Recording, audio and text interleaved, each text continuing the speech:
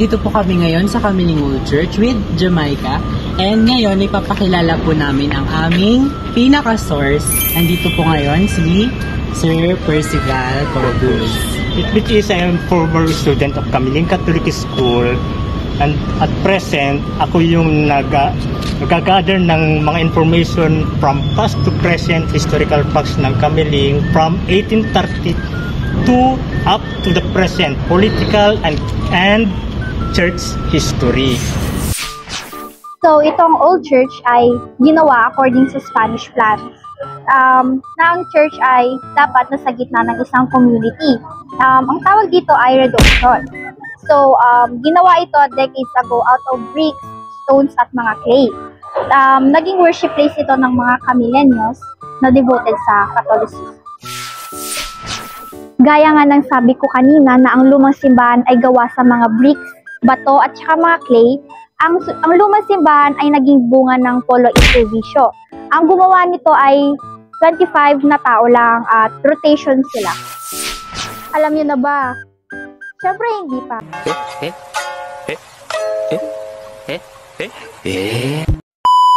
Yung tinatapakan ko ngayon is ganito yung level ng original na floor sa lumang simbahan. So, imagine niyo kung gaano siya kataas, di ba? Siguro hanggang dito na natin to. And ang taas ng tinaas niya. So, nandito naman tayo sa kabilang side ng lumang simbahan and makikita natin yung mga malalaking pillars dito. Makikita naman natin nagawa siya sa bricks. Ito yung mga naging bunga ng mga nag-Polo Iservisyo, yung mga 25 katao na nabanggit ko kanina. So, sobrang tibay niya kasi hindi siya natupok ng apoy noon.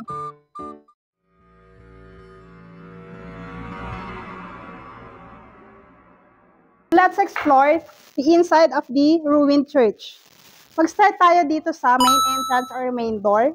It is situated in the east side, which is kung mapapansin nyo ngayon, opposite na siya ng bagong church. Kaya rin may mga hersays lumalabas na marami na daw dilubyoan sa Kamiling kasi nga yung main entrance ng bagong church ngayon is yung nilulubugan na ng araw. Well, dito sa old church, kung saan sumisikat yung araw. Kung makikita nyo from the main entrance, meron tayong door dito, banda dito. This door, ito yung daanan papunta sa bell tower. Hindi siya actually ganito dati. Malaki siya kung titignan mo siya before. Kasi nga, itong flooring na ng church ngayon is tinabunan na siya nung restoration. Ito may trivia rin kami dito. Kinilabutan kami guys.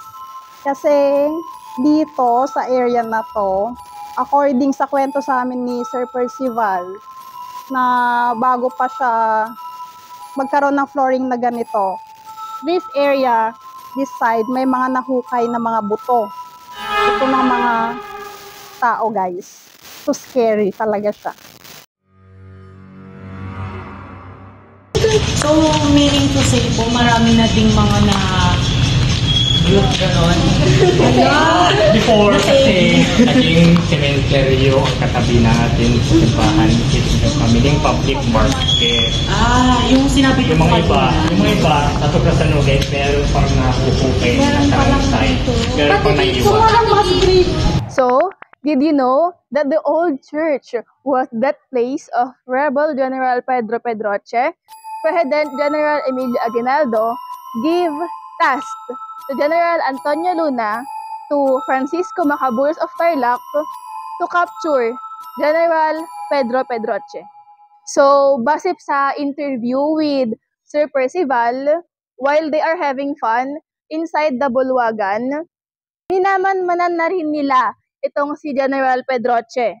Sa panahon na yon ay nagkakaroon sila ng kaunting kasiyahan na kung saan sila ay naglalabasan ng mga espada at umaaktong sila ay nag-aaway-away, ganyan, hanggang sa sila ay malasing na at lahat-lahat. Pumalakpak si Liberato Aveiro na kung saan ito ay isang naging hudyat to behead General Pedro Pedroche. Ito ay tinawag na infamous assassination sa kadahilan ng nasangkot ang simbahan sa pagpaslang kay General Pedro Pedroche. siguro na din ay para din sa image ng simbahan dahil kung ito nga ay i-release on public, may sira at may sira ang image ng simbahan. Sakay dito, hindi mo kayong kalibutan. sabi rin sa akin, yung kinakatayuan ni Mama Mary, doon, dyan, nilibing si Pedro Pedroche. Really? My Yes. gosh. Parang, hindi, parang nitso. Siyempre, dyan na mismo yung pinakano. Sinong natakot sa inyo, guys? So, paano nga ba? At kailan nasunog ang old church?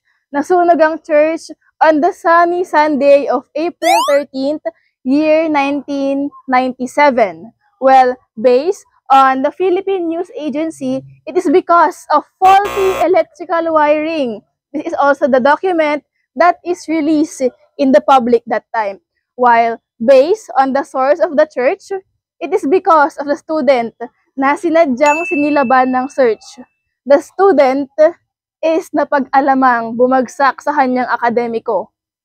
Base sa interview with Sir Percival, noong nag-start pa lang yung sunog sa second floor, ang hangin ay papuntang right side, but umiba ang ihip ng hangin. So,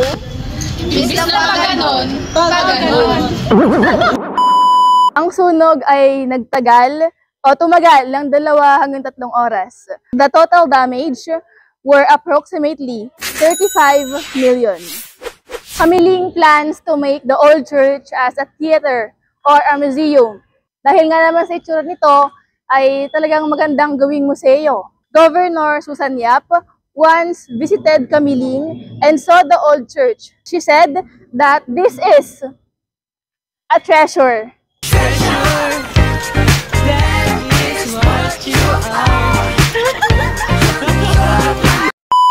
On the 18th day of December year 2022, inayos at nilagyan ng mga ilaw ang simbahan at pinailaw ito sa unang sulyap ng Pasko choral competition.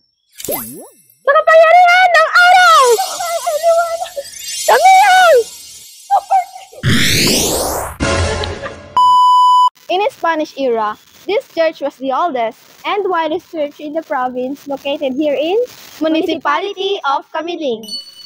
Our source, Sir Percival Corpus, we have 3 bells dito sa old church and pinangalanan ito na sina Saint Dominic, Saint Joseph, and Saint Michael. And yung 3 bell na ito is pinalipat ni Danding Kuwangko sa ating new church ngayon and makikita nyo ngayon sila sa isang church which is yung new church nga. Yung isang bell which is si Saint Michael, nandito siya nakalocate noong meron pa tong simbahan na to. And dito naman sa bell tower, yung 2 bell na sina Saint Dominic and Saint Joseph. Si Danding Kuwangko naman ang owner and president at the same time ng San Miguel Incorporation na siya rin ang nag-fund sa reconstruction of new church at the site of the old church year 2000 costing 65 million pesos. Ang unique feature pa ng simbahang ito is sabi ng iba na may tunnels daw here sa simbahan. Kaya tignan natin kung meron nga ba. Let's go with it. According to Sir Percival, we have 3 Galbion tunnel. Isa sa may hagdan. Ang isa ay dito mismo sa aisle ng simbahan.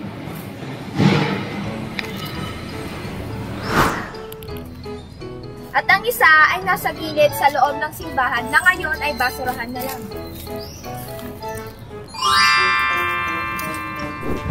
May mga rumors din na kumakalat na nagtago daw ang mga Japanese soldiers sa tunnel ng simbahang ito noong World War II.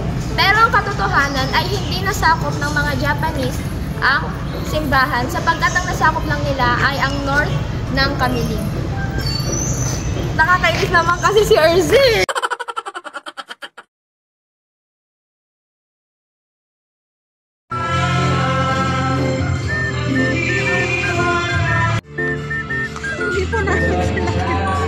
Lang 2.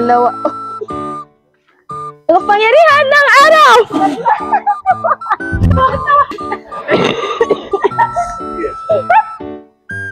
Isa ka, tinatanggal mo yung paa. Bakit na naman kayo tumatawa? Tanggal daw kasi yung pa. Anak ni,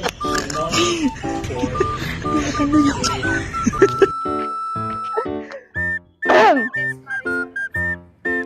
Maribit. Located here in makikilala sa buong Pilipinas.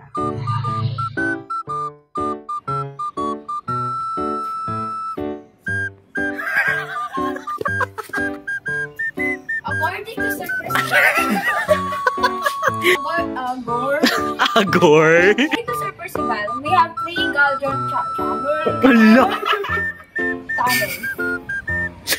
Maribel! Tumatama! Sa center mismo ng at ang isa ay nasa loob, sa gilid ng sa loob ng gilid. Wait lang. Ay nasa gilid sa loob ng gilid. Si Danding Gowang. Ay, hindi totoo yung ninakaw. Hindi siya nila. Hindi. It's a bluff. Kakamilingan mo rin. Kakamilingan. Kasi mababa yung lugar doon. Kung sila nakakapag. Ay, we?